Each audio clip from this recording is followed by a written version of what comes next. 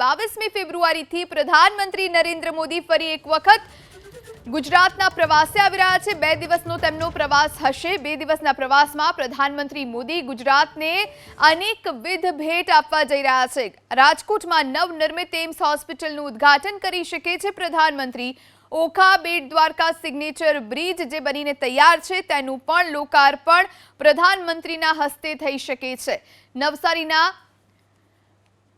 વાસી બોરસી પ્રધાનમંત્રી મિત્ર ટેક્સટાઇલ પાર્કનું પણ ઉદ્ઘાટન કરવામાં આવી શકે છે।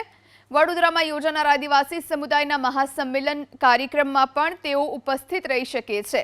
વિસનગરના તરભવાડીનાથ મહાદેવના સ્થાપના પ્રસંગે પણ પ્રધાનમંત્રી નરેન્દ્ર મોદી હાજરી આપી શકે છે। તો 22મી ફેબ્રુઆરીથી 2 દિવસ તેમનો ગુજરાત પ્રવાસ યોજાઈ શકે છે અને અનેકવિધ લોકાર્પણ કાર્યક્રમ તેઓ કરી શકે છે। અનેક જગ્યાએ તેઓ ઉપસ્થિત રહી શકે છે। વડોદરામાં યોજાનાર આદિવાસી સમુદાયના મહાસંમેલન કાર્યક્રમમાં પણ તેઓ હાજરી આપી શકે છે।